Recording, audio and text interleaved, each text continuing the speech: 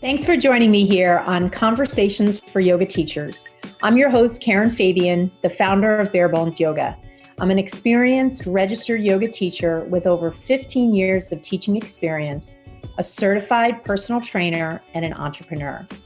My mission, what I stand for, is this: to help you develop into a purpose-driven, confident yoga teacher.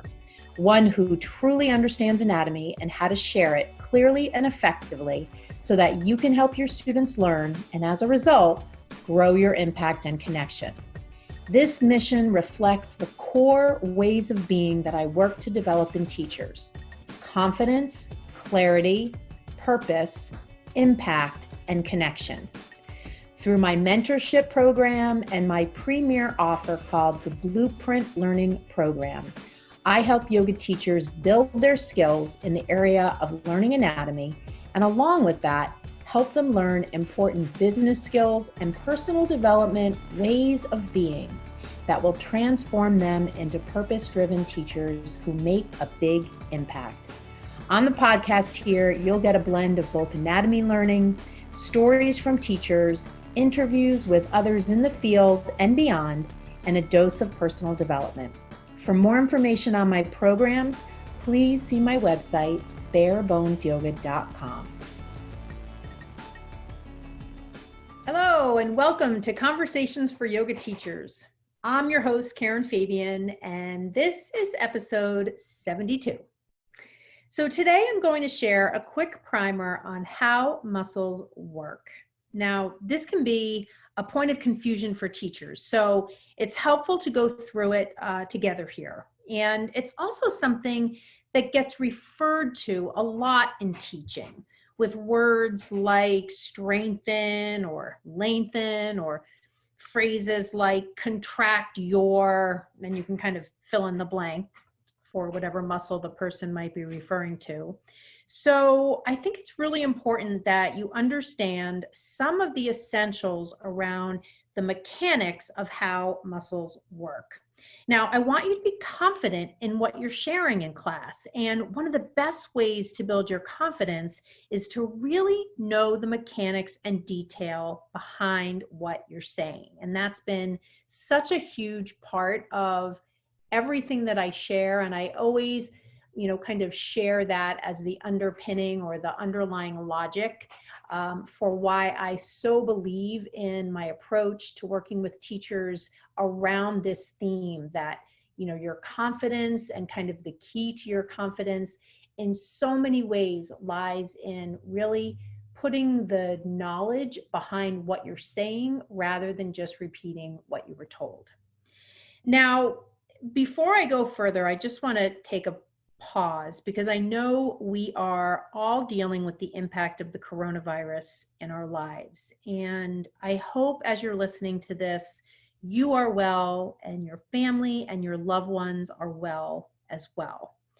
Now, if you are not well or someone you know or love is ill, I am sending you a virtual hug and thoughts of strength right now.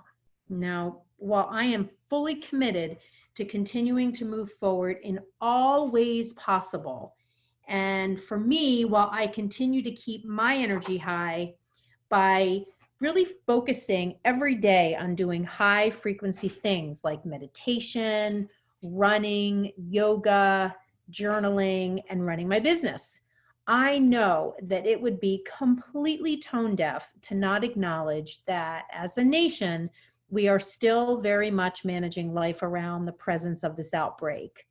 I continue to share my best advice on it by just sharing from my heart and what's worked for me. And that is stay away from the news, do as many high vibration, high frequency activities you can. And that includes, for teachers, investing in your learning now more than ever. I know people have kind of used this phrase, oh, it's a great distraction. But your learning should never be a distraction. It should be an essential part of your life. I'm currently reading a book on neuroscience, and there is absolutely no age at which you are incapable of learning, so that age-old phrase, you can't teach an old dog new tricks, is untrue. And if you're out there and you're thinking, oh, I'm too old to learn anatomy, or I've been teaching too long to learn anatomy, completely untrue. And in fact, learning is a great way to build new neural pathways, to leverage one of the qualities of the brain known as neuroplasticity, to keep yourself alert, to keep your brain healthy. So, here on the podcast and in my work with teachers, it's not just, hey, learn anatomy and invest in your knowledge as a teacher to grow as a teacher and to grow your impact in your business, but also to keep your brain healthy. So, again, that kind of what a great distraction, which I know is something we're looking for right now. I kind of think of Netflix as a distraction. I think of investing in your learning as an essential part of life now and forever. So I would say, as far as what's going on right now and, what you're juggling energetically and in your mind and in your body, it's a great time to invest in ongoing learning as a teacher. Now, kind of along those lines, I want to share with you some exciting news. I have formalized the Bare Bones Yoga training path for teachers, and I want to unveil it here in this episode. Now, you can find more on my website, as I've added 2 new sections on my website in the For Teachers section. And one is called the Blueprint Learning Program graduate page, and the other section is called the Bare Bones Yoga certification page. Now, this has been a long time for me to define what I want to offer teachers. And I've always wanted it to be somewhat unique and a little bit niche, meaning rather than a general 300 or 500 hour training, something that more meets a specific need. So over the past several years, as I've heard the same refrain over and over from teachers, I just didn't learn anatomy in my 200-hour training. That really helped me kind of gel on what I wanted to offer. So that feedback, coupled with my passion for making anatomy understandable for teachers, with my signature approach to what I teach and how, that became the basis for how I define my training path for teachers. It starts with a teacher completing a 200-hour program of their choosing. This gives them a solid base of general understanding when it comes to yoga teaching. It then continues with their enrollment into my signature program called the Blueprint Learning Program, where they will be taught the fundamentals of anatomy and how to apply it to teaching through the specific tactical skill of cueing. Once through this program, which includes the course and live coaching calls, as well as my anatomy manual, they will go through a final exam process with me, which is a live coaching call where I'll ask them questions. We'll have some conversation about the content in the course, how they've applied it to their teaching. We'll do some practice teaching. And after that final exam process, they'll graduate from the Blueprint Learning Program and be listed on my website as a graduate. So this will give them recognition. Anyone that comes to my website will see that they are a graduate. They can list anything they want for contact information, so it can be a way for them to build out their business as well on a referral basis. Now from there, if they wish to pursue further skill development, personal development, and business development, they can apply for the 6-month mentorship program, which includes monthly one-on-one coaching with me. I'm running this program right now with several teachers. Anytime email and phone support, ongoing assignments from me for growth and development as well, and ongoing inspirational content, more on the personal growth side, as well as practice teaching sessions with me. And this is all done virtually via video conference call. And then at the end of the 6 months, there's an in-person day where we do something fun, like go to a spa, have some nice lunch, take a yoga class together, and then sit down for some conversation and some practice teaching. Now, Each month's call as part of this program includes anatomy training as well. So they get additional supplemental anatomy learning beyond what was learned in the Blueprint Learning Program. And then upon completion of the mentorship, they are certified bare bones yoga teachers in anatomy and teaching.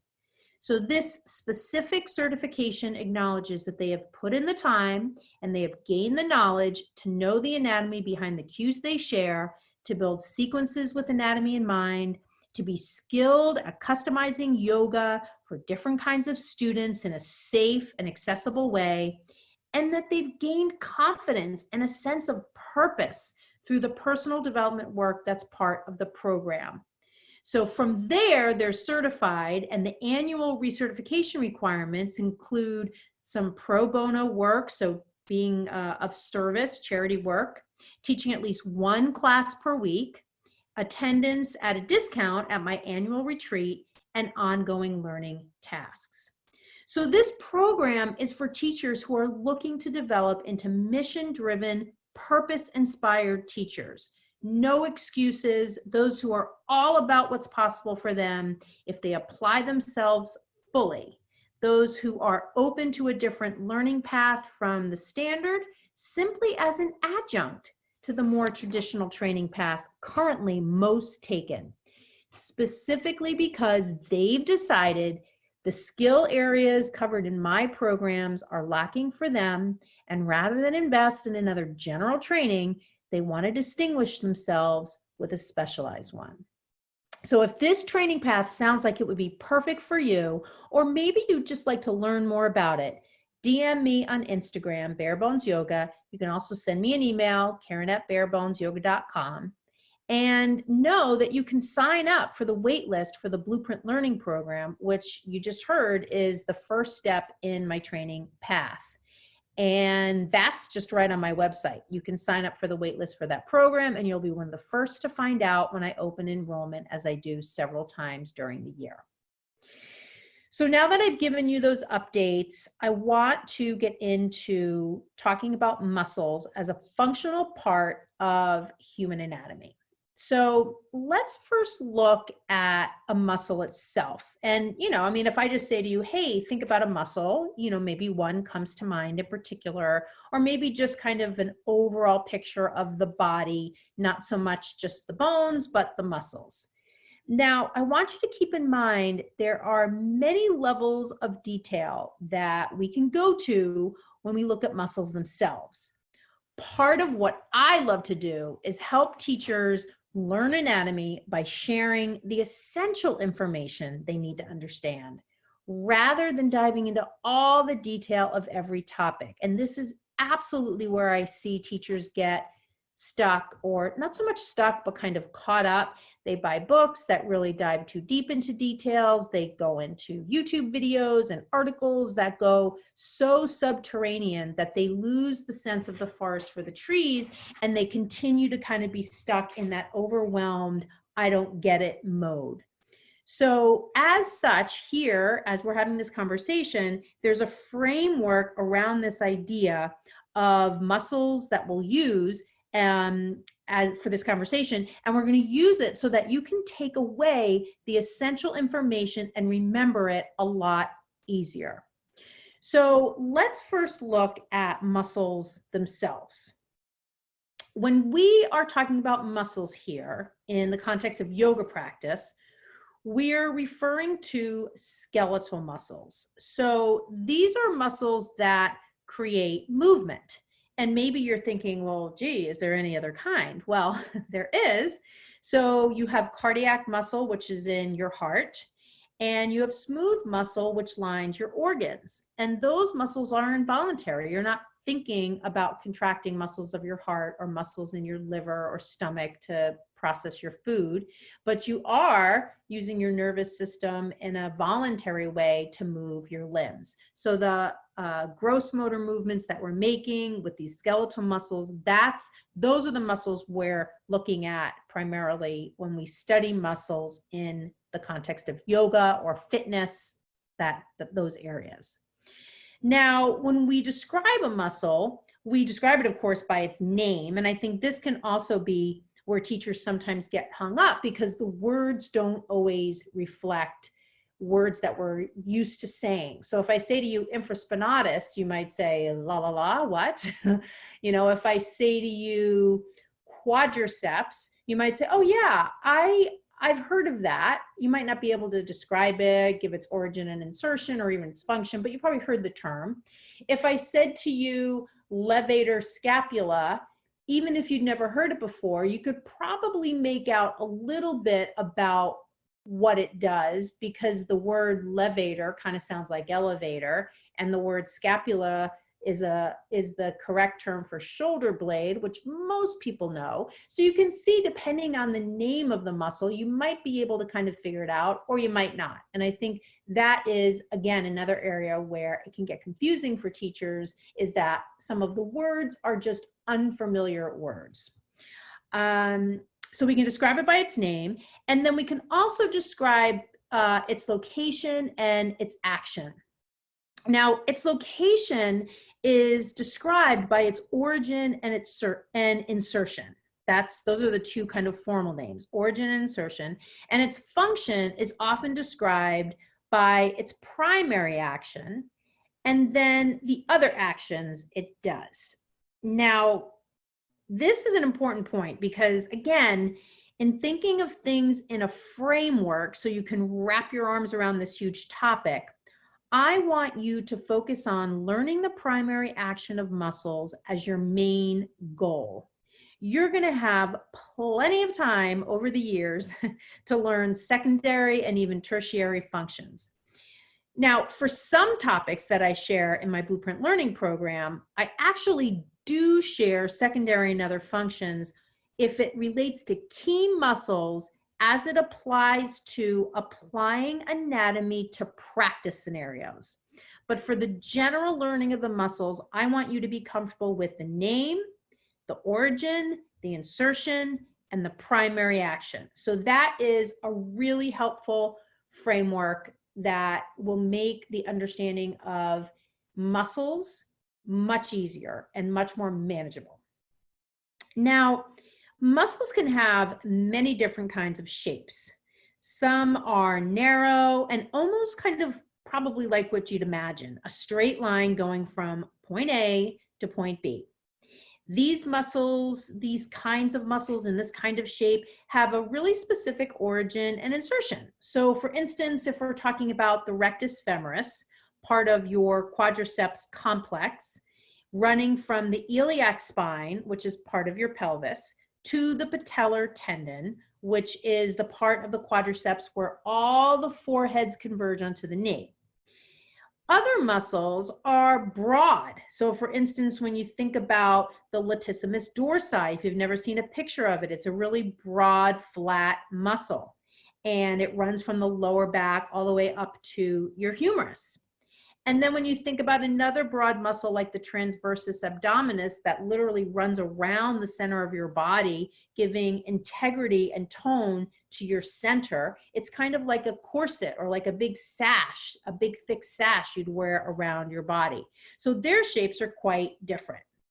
You know, I had a chance a couple years ago to go to a lab, a cadaver lab in Arizona, and do a cadaver dissection. And I've talked about this before on the podcast. It's relevant here because in the context of that cadaver dissection, which is an opportunity to work with untreated donors who just recently passed. So you're literally working from someone who just passed away and doing all the dissection yourself with the others in your group. And so you really gain a tremendous appreciation for the different shapes of muscles and an invaluable appreciation for how they are arranged in the body, how they're layered, how they're close to one another, how the fascia envelops them, how their texture is quite different depending on the muscle itself, and how the quality of their tissue can be very different too. it's really a big reveal when it comes to the impact of lifestyle on health when you look at bone, muscle, fascia, and other connective tissue qualities. So, I walked away from that experience not only more knowledgeable, but really with a renewed dedication to just taking care of myself. So now that we've covered origin, insertion, and shape, we can move on to looking at function. So when we look at muscular function, we can describe several kinds of contractions that muscles can create, which can result in different actions upon the bones and the overall skeleton. Because remember, at the end of the day, the muscles, skeletal muscles, they're acting upon bones to create movement. And that movement is occurring at the joint. So the muscles are creating the action that is resulting in the movement at the joint, and that's resulting in the limbs moving. So if you think about it all in the context of yoga or just moving around during the day, that's kind of the framework for what we're talking about. Now, one overall idea I want you to keep in mind first, before we go further. In order for movement to occur in the body, muscles need to work together in a coordinated way. This means that when one is shortening, the neighboring muscle needs to lengthen somewhat to allow for movement. So think of it like this. If you and another person were facing each other and had your palms pressed together, you would never move if you each applied the same amount of force in opposite directions, right? Someone's going to have to give a little in order for you both to experience some movement. This is how muscles work as well. When one wants to move in a particular way, the other one nearby has to give a little or no movement will occur. So let's look at it further in terms of different types of contractions. So in a concentric contraction, the muscle tension stays the same, the length changes, and the force the muscle exerts can overcome the opposing force, or the force the muscle is exerting is overcoming the opposing force. So that might be the neighboring muscle, or maybe there's some kind of load being applied, like a weight. So let me just go over that again. So in a concentric contraction, the muscle tension stays the same, the length of the muscle changes, and the force of the muscle overcomes the opposing force. And that opposing force could just be the neighboring muscle's action, or maybe there's some load being applied. Now, movement occurs in this kind of contraction, and this movement is considered the muscle just doing its job. It's what I want you to be sure you know most of all. What is the function created when a muscle does its job? And I'm talking here about its primary role. So if we look at the muscle we talked about before, the rectus femoris, it straightens the knee and it flexes the hip. And it has those two primary functions because it crosses two joints. So right out of the gate, I already picked an example that adds a little bit of a level of complexity, but we're still honing in on saying, what's the primary role here of this muscle? So here we can say rectus femoris, running from the pelvis to the patellar tendon.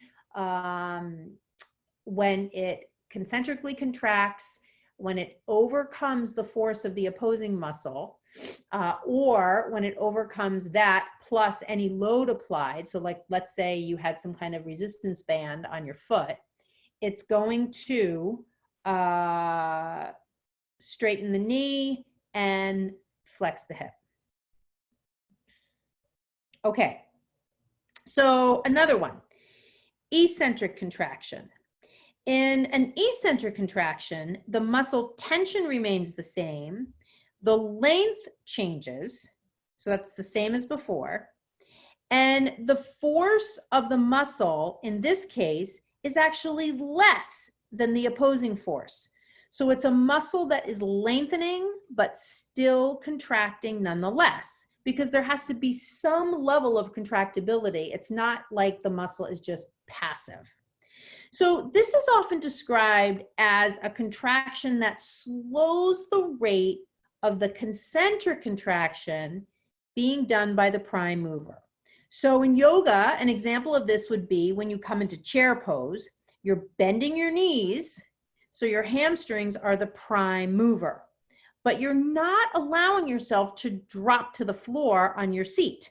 You're hovering above the floor. So something is slowing that rate of hamstring contraction, and that's the muscle that does the opposite or straightens the leg, which is in this case the quadriceps.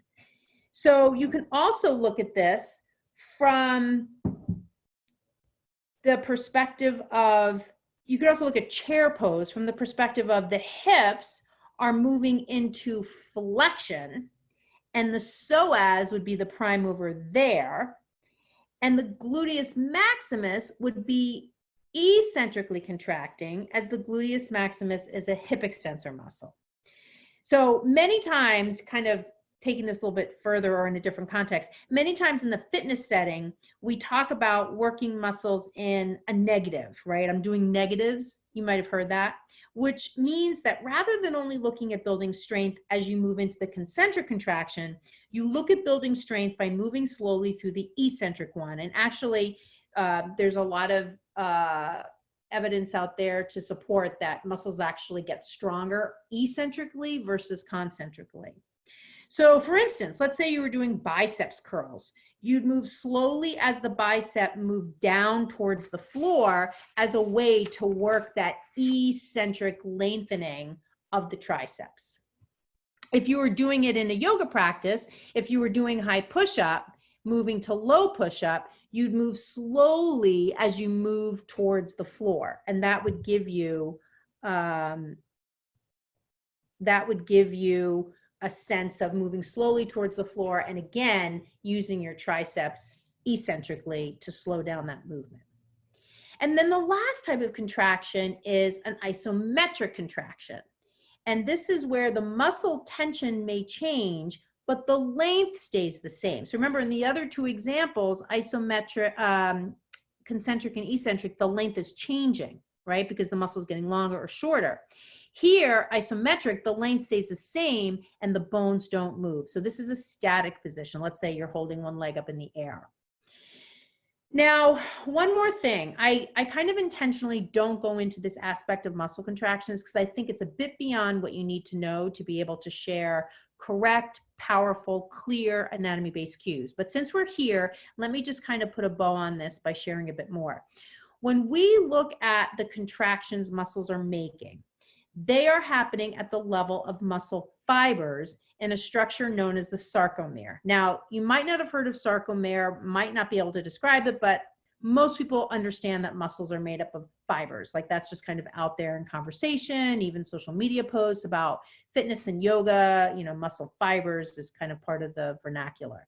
Now, a simplistic but effective way to understand what's happening is that when a contraction occurs, is that these muscle fibers are sliding against each other and they get closer upon concentric contraction in this unit called the sarcomere and further apart when lengthening.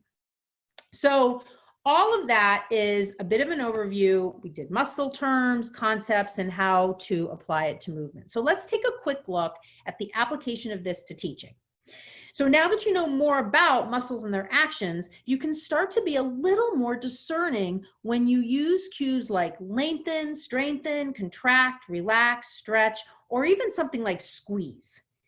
In order for the cue to be a learning tool for your students, it's necessary that you frame it for them, just as we've discussed things here. So in other words, if you were to use a word like strengthen as a cue, that would refer primarily to a concentric contraction. Now, I know eccentric is strengthening too, but here in cueing, it's more referring to the primary action unless you are specifying something different. So you're framing it for your students to allow you to use strengthening in that context correctly.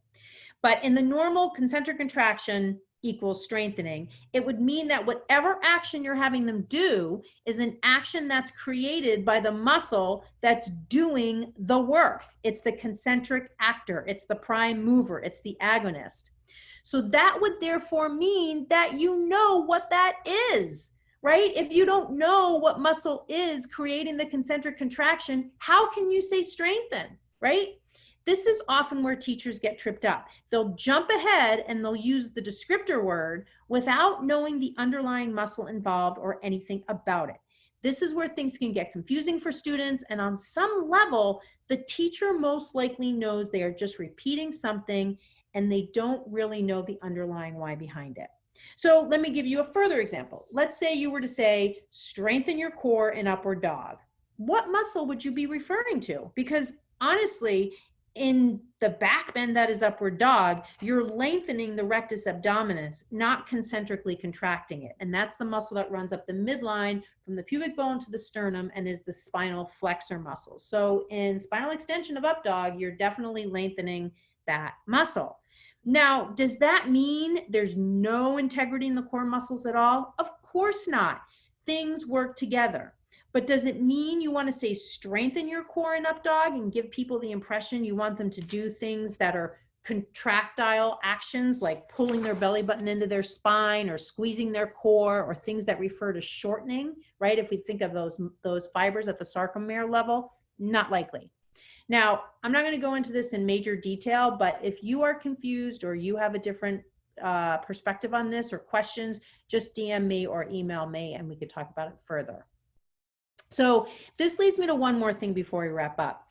Last week, at the request of several teachers in my anatomy work group on Facebook, or really it was their confirmation that my idea was of interest, I created a free training with 4 videos. This training gives you my system for understanding cues, and it's exactly what we're doing here. We're looking at a cue and we're working backwards from what we hear to what we know, or we uncover that we don't know. And the idea of understanding this system and how to apply it is to give you a system so you're empowered. It's to empower you to know what you don't know, and then give you with that knowledge, you can go out and fill in that learning gap, rather than going on and taking training after training and wondering why you still don't feel confident when you teach and feel like you know anatomy. So to get this free training, DM me on Instagram, email me, Karen@barebonesyoga.com, see my Facebook page. I've been posting about it since I created it a couple of days ago, or I'll include it as a link to the show notes, which you can see via this podcast episode on my website. Now, one more thing. I am offering you a spot on my podcast to share what you thought about this training. If you will commit to doing it within the next 2 weeks, so by May 15th, this should give you plenty of time to sit for 1 hour and watch the videos, print out the template, and see what you think. This is an opportunity for you to learn and to stop that endless cycle of trainings that aren't giving you what you might need, and to share what you learned, even if you might say, hey, I already knew this. But my thought is you're going to go through this training and it's going to bring up a lot for you, and I would love to have you on the podcast. I can interview you. We can go through some examples and you can share questions you had, any thoughts you had, things that you already knew that were confirmed by the template. This is an opportunity for you to come on the podcast, be with me, have a conversation, share what you know, ask questions, have a really good dialogue that's not only going to serve you, but it's going to serve your fellow teachers. So we've reached the end of the podcast today. I did mention my anatomy work group on Facebook. If you're not part of that group, you can go on Facebook, look for the Bare Bones Yoga Anatomy Work Group. I'm going to tell you right now, I'm looking for serious teachers only. I'm not looking for, hey, I just want to be in another Facebook group. I'm looking for teachers who are looking to interact, who have questions they want to post, who will interact on posts that I have. I'm almost at 1,000 teachers, and quite frankly, I'm thinking of shutting it off at 1,000. I really want to keep the group as interactive as possible, and the bigger it gets, the harder that gets. By the same token, I'm looking for teachers to join who are inquisitive, who are open to learning, who are willing to kind of, raise their hand on a virtual level and contribute. And also know that if this all sounds like you, when you apply to be part of the group, you have to answer an admission question. If you don't answer that question, I'm not going to process your application. I'm just going to decline you for the group. I know some people have said, oh, I don't see that question when I look at it on mobile. I'm not sure that's a Facebook issue. I'm just sharing with you that it's part of what I'm trying to do in terms of being sure that it's a teacher joining the group, and they're really looking to learn something, and they can kind of stand up for themselves and articulate, hey, this is what I'm looking to learn, and I'm looking to make a contribution, and I'm not going to self-promote, and I'm looking to be part of this group, something kind of intelligently put together. So if that's all you and that sounds like you, absolutely, Bare Bones Yoga Anatomy Work Group, love to have you. So that's it. That's the end of this episode. Again, I want you to stay well, do things that keep your vibration really high. I actually just got some supplies in. I'm going to teach myself how to knit, which on and off throughout my life, I've done that. And I'm also going to take on learning Italian. I watched Under the Tuscan Sun, which I would absolutely recommend if you're looking for a really good older movie that will just be a fun thing to watch. And so those are two new things I'm going to be doing to kind of keep my mind active and build new neural pathways and add value to my days. And I encourage you to do the same. And I would love to hear what it is. So feel free to go on social media, give me an update, what's going on with you and what you're doing to keep your vibration high, because it will definitely inspire others. So thank you so much for listening to this episode of Conversations for Yoga Teachers, and I'll see you on the next episode. Namaste.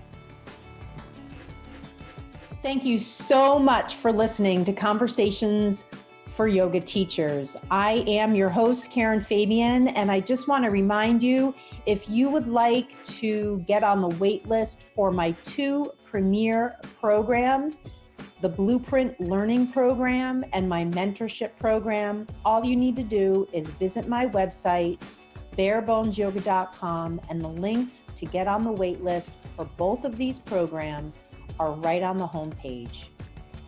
Thanks for listening, and see you on the next episode.